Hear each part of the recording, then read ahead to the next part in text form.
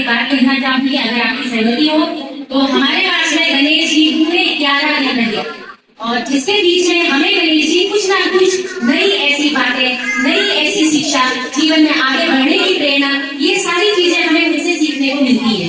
जैसे आपने देखा होगा गणेश जी की सूंड है, आप देखते होंगे कि उनका मुंह कितना छोटा है, बट वो हमें ये सिखाता है कि हमें कम बोलना चाहिए, अच्छा बोलना चाहिए, जो दूसरों के हृदय को टच ना करे, परेशान ना हो, मीठी बातें जिसे बोला जाता है। दूसरी बात, हमारे गणेश जी के कान, जो बड़े बड़े से कान हैं, मैं बच्चों को ये सिखाना चाहती हूँ कि वो 2 कान हमें ये शिक्षा देते हैं कि हमें ज्यादा से ज्यादा बातें सुननी चाहिए, कौन कौन सी बातों का हमें स्मरण करना चाहिए और कौन कौन सी बातों को हमें विस्मरण करना चाहिए, ये हमें भी बात। हमारे गणेश जी की आंखें छोटी छोटी आंखें हैं, देखिए कितने बड़े विशाल काय हैं, पर उनकी आंखें सबसे छोटी हैं। उनकी आंखें हमें आज ये संदेश देती है कि हमें दूर दृष्टि रखनी चाहिए। जैसे सभी ने सुना होगा कि ईगल की आई साइट बहुत ही शार्प होती है, ये इंग्लिश में कहते हैं कि बहुत शार्प होती है, बट गणेश जी ने हमें ये सिखाया है, हमारे प्राचीन सभ्यता ने हमें सिखाया है,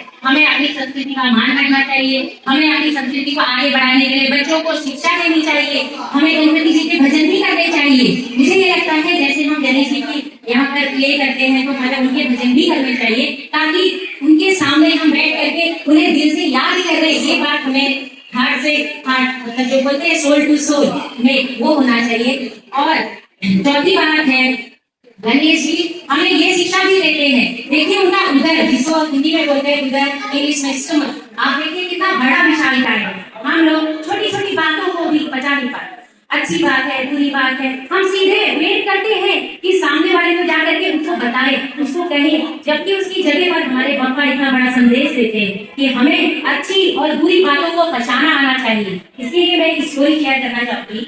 एक बार गणेश जी को आने पर कुबेर जी ने बुलाया। आई थिंक इतना तो मुझे व्यक्ति ज्ञानी तो हूँ नहीं, बट थोड़ा सा मैं ये बताऊंगी कि उनको बुलाया, भोले बाबा को बुलाया और माता पार्वती को बुलाया। तो भोलेनाथ और माता पार्वती ने बोला कि हम तो हमेशा ही आते हैं कुबेर, आप जानते ही हैं कि रावण के भाई थे, तो उनको बोला कि आप हमारे पुत्र जो है गणेश जी, उनको ले जाइए। तो सभी कुबेर जी ने बोला ठीक है, बट वहाँ पर भोले बाबा बोले कि हमारा बेटा जो गणेश है ना, वो खाता बहुत ज्यादा है और उनका ध्यान तुम्हें रखना पड़ेगा। तो उन्होंने बोला ठीक है, मैं लेके जाता हूँ। गणेश जी को इन्विटेशन दिया और गणेश जी चले गए।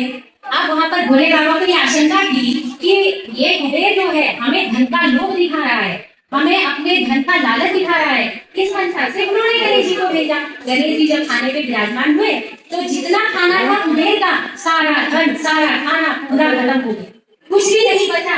लास्ट में दौड़ दौड़ के कुबेर जी गए भोले बाबा के पास और बोले कि देखिए महादेव, मैं क्या करूं, अब आप ही बताइए, आपके सुपुत्र ने मेरा सारा धन लुप्त कर दिया, अब मैं क्या करूं। तो इस समय पर भोलेनाथ ने बोला कि आपने क्या श्रद्धा से, एक अपने मन से श्रद्धा से एक मुट्ठी चावल आपने चढ़ाया, आपने तो पूरा प्रलोभन दिया गणेश जी को, आपने खाने पे इन्विटेशन दिया, वो ठीक है, लेकिन आपने बड़े प्राउड से बोला कि आप सब परिवार आओ, ये नहीं बोला हमारा अभिनंदन है, अगर आप हमारे घर आते हैं तो ये हमारा सौभाग्य है।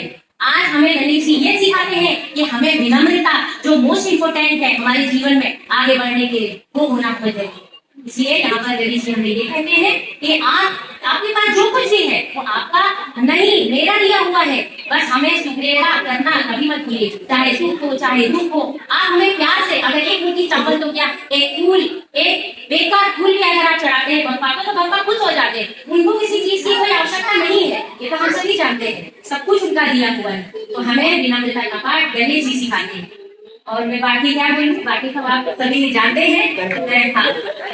धन्यवाद।